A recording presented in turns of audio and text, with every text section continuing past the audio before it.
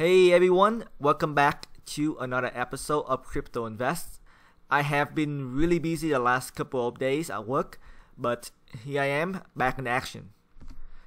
As you can see, so many things happened the last couple of days. So today I want to focus on Bitcoin, and then of course Bitcoin Cash has an amazing run, and also I want to end with Ethereum. So let's get into it. So as you can see, Bitcoin is currently at $6,263 versus an all-time high about 3 days ago at $7,900. So let me try to explain to you what is going on with Bitcoin price. So before the hard fork, we have a lot of the news coming out that was really good news for Bitcoin, one of which is the CME's announcement on the fact that they are going to put together a future trading platform for Bitcoin by the end of the year. And we also have some rumors about Amazon could be getting into cryptocurrencies by accepting cryptocurrencies as a payment method on their website. So as I can tell, the effect of the news about CMEs kind of died out a little bit, and also there has been some doubt going around the Bitcoin community as to whether or not this can really happen. The CME group going to put together the future contract by the end of the year. I mean, currently we are at November 11th, so we only have roughly about 7 weeks left of the year. So unless they have been working on the future trading platform for Bitcoin the whole time, and they are ready to launch any days now. Otherwise, could be a challenge that they get this done before the end of the year. And also, of course, the Amazon rumors about the fact that they may be accepting cryptocurrencies as a form of payment turned out to be nothing more than rumors. So that has died out as well. So as far as the pricing goes, as you can see, the week of November 6th all the way to November 8th or so, it has been really flat for Bitcoin. It's bouncing between the $7,060 all the way to roughly about $7,300, and it's been bouncing back and forth within that range for about 2 or 3 days. And then after the news of SegWit get canceled, the SegWit 2x, it jumped really quickly immediately after that to roughly about 7,900, and then since then it has been selling off like crazy. Now what happened here is the fact that the moment the SegWit 2x hard fork got canceled, a lot of the long-term investors, the one that value stability and also values certainty, they have been waiting on the sideline for a while, and now the fact that there won't be any hard fork, they deploy that capital and buy into Bitcoin. And also a lot of this rise from roughly 7,300 all the way to 7,900. A lot of that came from the investor side, and also a lot of FOMO as well. So a lot of people who have fear of missing out, they also feel the fire.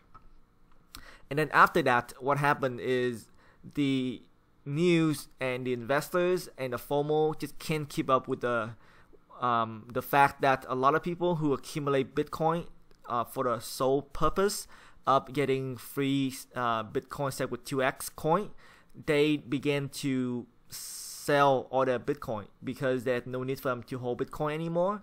And also, people who has been waiting on the sideline or hoping that as soon as the Bitcoin SegWit 2x hard fork happen, they're gonna turn around and move all the capital moving from Bitcoin to the altcoin. They go ahead and do that now, because since there's no more hard fork, there's no need to be waiting anymore.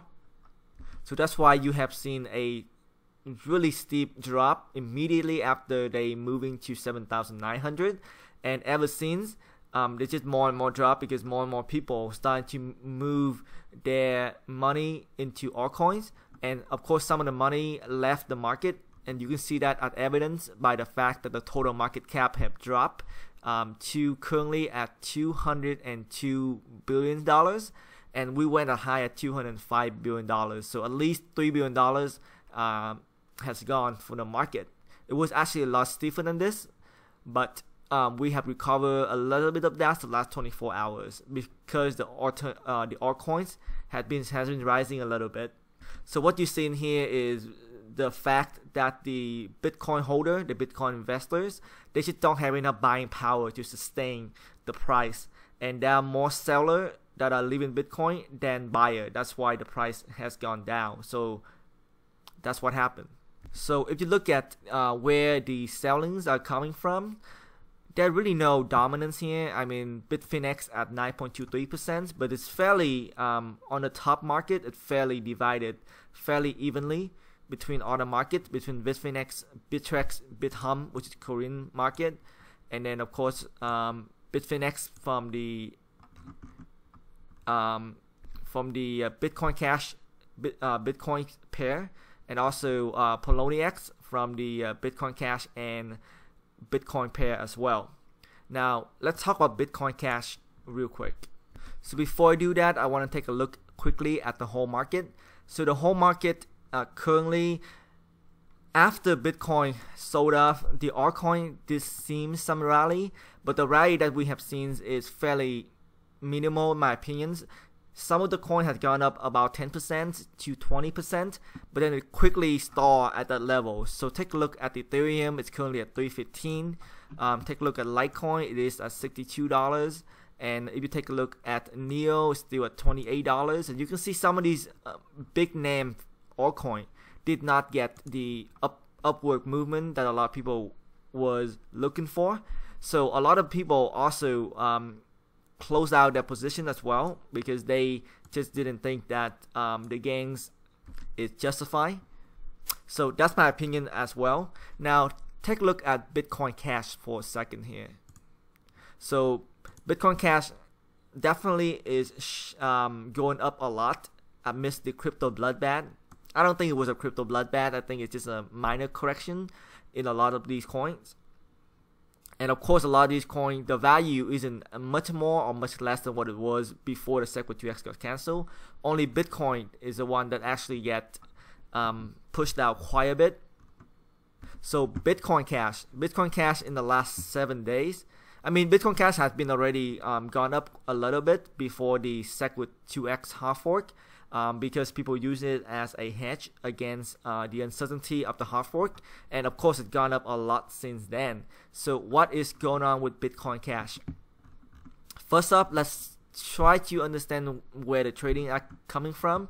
So BitHum, the Korean exchange, is currently at 35% of all the trading volume. And if you go down to number 4, Coin One is at 7% of all the trading volume. So BitHum and Coin One, number 1 and number 4 on your screen, are Korean exchanges, and together they hold 42% of all the trading volume, which is actually a little down from yesterday. Yesterday there was almost 60% of the trading volume. So they are definitely really high up the scale in terms of Bitcoin Cash trading. As you can see here, Corbit, it also holds about 5.37% of the trading volume at the moment, and that also a Korean exchange. So the Korean are definitely loving Bitcoin Cash. So what is going on with Bitcoin Cash? Well, there's a few things going on. So if you're not familiar with Bitcoin Cash, it is a fork of Bitcoin. It came out from the whole debacle between these New York agreement, and it was born in August 1st, 2017, so which is around 3 months. And Bitcoin Cash is backed primarily by Roger Ver and also by Jihan Wu. Now let's talk about Roger Ver. So Roger Ver is the owner of Bitcoin.com. So he owned Bitcoin.com, which is different than Bitcoin.org, which basically runs by the Bitcoin core team. So these are two different websites, just so you know. So the news that you get from these websites will be quite, in my opinion, quite biased because of where they are coming from. So just remember of that when you look at the news.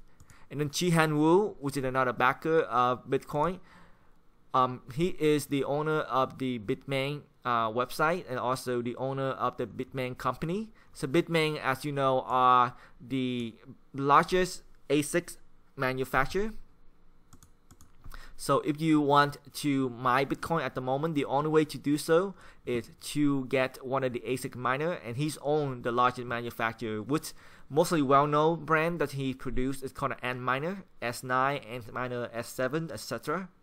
Now, both Roger Ver and Jihan Wu are big proponent of the larger block size, so hence the Bitcoin Cash at the 8 megabyte block size and no SegWit. They believe that Bitcoin meant to be a peer-to-peer cash transaction, not a store of value, and also Bitcoin should be able to transact fairly quickly and cheaply, and they don't believe that SegWit is the way to solve it, so they went on and create Bitcoin Cash, which has about 8 megabyte block size and no SegWit. Now, they're always together in terms of thinking, but recently Jihan Wu published this post on Twitter on November 10, which is yesterday, and he don't normally post that much, so this is interesting. He's saying that Bitcoin Cash community needs to learn a hard lesson. Be friends with other competing coins, learn from them, and make Bitcoin Cash better. Don't play hatred, don't wish competing coins ill, just wish and try to make Bitcoin Cash better, which is very interesting. On the other hand, Roger Ver has been very active. So he has been posting a lot of posts about Bitcoin versus Bitcoin Cash, especially this one here. He posted yesterday about Bitcoin average transaction fee versus Bitcoin Cash average transaction fee, which he showed here. The blue line represents Bitcoin average transaction fee, which is anywhere from $2 to $5.80 or so. And then Bitcoin Cash transaction fee is down here, which is about 1 cent roughly. So, in my opinion, my average fee is about $5. So he's not too far off based on what he's showing here. Because Bitcoin, as we know, is definitely very slow sometimes and also very expensive sometimes. And the fact is that SegWit 2x got cancelled. I think Bitcoin Cash does have a new narrative now, and that is precisely the reason why he has been posting a lot on Twitter, and he also been going around to talk to different group, different meetup, like this one here that happened yesterday in LA on November 9. My apology, November 9, 2 days ago. So 2 days ago, he was in LA, he was in Santa Monica talking about Bitcoin Cash, and the new narrative that presented here is that Bitcoin still have the same issues. They still have the block time issue, they still have the transaction fee issues. That the fact that SegWit just got cancelled, it doesn't really solve anything. The issues are still on the table. So that's a new narrative. Also, there is a Bitcoin Cash hard fork that is planning to be executed on November the 13th. So this hard fork is actually to solve one issue and one issue only, which is the difficulty adjustment algorithm. So as you can see here, the original Bitcoin Cash EDA, which is the emergency difficulty adjustment, allow Bitcoin Cash to survive as a minority chain but produces wide fluctuation of hash rate. This is problematic because it prevents consistently fast confirmation for users and radically shifts the coin issuance schedules. So let me show you kind of what this means. So if we take a look at the Bitcoin Cash difficulty chart, is wire fluctuation here in terms of the hashing power, versus if you're looking at traditional Bitcoin, the current Bitcoin version, the mining difficulty are definitely more predictable, as you can see here. So what happened is, because of the emergency difficulty adjustment, anytime there are not enough hashing power on the Bitcoin Cash network, the difficulty definitely adjusts down to make it a little easier to mine. And every time that the network have a lot of hashing power, the difficulty adjusting up, make it a little more difficult to mine. And because of that, the miner has been playing games between Bitcoin and Bitcoin Cash. The reason why, because both versions uses SHA-256 to mine. Therefore, they can switch between these two. And as they do that, with Bitcoin, it doesn't really create that fluctuation because it doesn't have a emergency difficulty adjustment built in. But for Bitcoin Cash, anytime that the miners switch over to Bitcoin, you will see major drop in difficulty. And then once that drop and they are more profitable to mine, then the miner go ahead and leave Bitcoin mining and going back to Bitcoin Cash, which is crazy fluctuation, and that does affect how fast the block confirmation can take place. Sometimes it could take place as fast as a couple minutes, and sometimes it could be a lot more if there are not enough hash power, which, like it says here, it prevents consistently fast confirmation for user, and it also shift the coin issuing schedule, which is no good. So this particular hard fork is only to fix that issue, and the outcome that they are hoping for at this hard fork is that the hash rate on the Bitcoin Cash chain should be more stable, as well as the block production. We should see a split up hash rate between BTC and BCH that is close to the split in terms of price. And this hard fork have a lot of consensus, so I do not expect another version of Bitcoin Cash to be created. So we are, in my opinion, we are going to move forward with one Bitcoin Cash version that have the correction of the EDA, which is the emergency difficulty adjustment.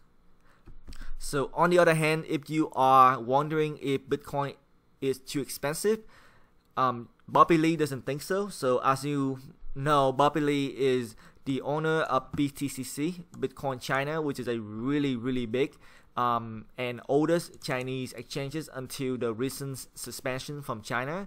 And he is the brother of Charlie Lee, which is the founder of Litecoin.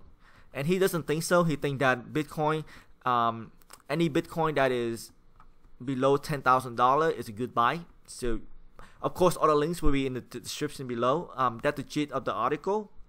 And he also saying that the talk with China about reopening Bitcoin exchanges are still going on. He have no updates on that, but it is still an ongoing discussion at the moment. On to another related topic, Bitcoin Go. So Bitcoin Go is supposed to be live on November 1st for trading, but of course that did not happen because there is a lack of replay protection proof, and also the lack of coding available to be examined. But we get some good news. It looks like Bitcoin Go is set to go live this weekend, so definitely keep an eye on that. So hopefully we can get access to our Bitcoin Go starting next week. So that's the quick update on Bitcoin Gold. Now I want to go back to the topic about the Parity wallet.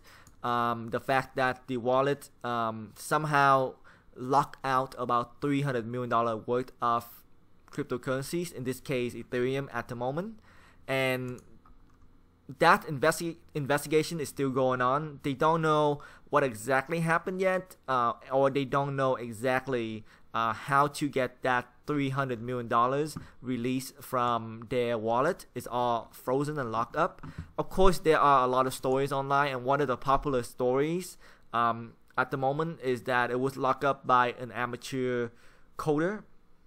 So the story goes that he or she, we just don't know yet, we only get some news from Reddit, is this person just learning how to code using multi-signature wallet. He was learning how to do that. He just messing around. He went online, he went on a network, and what he did is he somehow managed to make himself, because of the vulnerability of Parity wallet, he somehow managed to make himself the owner of the contract.